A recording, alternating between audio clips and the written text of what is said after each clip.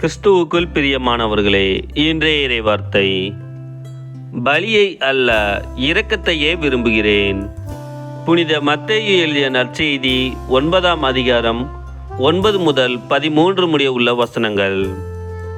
அக்காலத்தில் மத்தேயு என்பவர் சுங்கச்சாவடியில் அமர்ந்திருந்ததை இயேசு கண்டார்.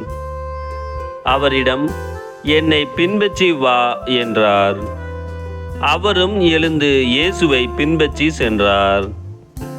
பின்பு அவருடைய வீட்டில் பந்தியில் அமர்ந்திருந்தபோது வரி தண்டுபவர்கள், பாவிகள் ஆகிய பலர் வந்து இயேசுவோடும் அவருடைய சீடரோடும் விருந்துண்டனர். இதை கண்ட பரிசேயர் அவருடைய சீடரிடம், உங்கள் போதகர் வரி தண்டுபவர்களோடும் பாவிகளோடும் சேர்ந்து உண்பது ஏன் என்று கேட்டனர். இயேசு இதை கேட்டவுடன், நோயற்றவர்க்கு அல்ல, நோயுற்றவர்க்கே மருத்துவர் தேவை. பலியை அல்ல இரக்கத்தையே விரும்புகிறேன் என்பதன் கருத்தை நீங்கள் போய் கற்றுக்கொள்ளுங்கள்.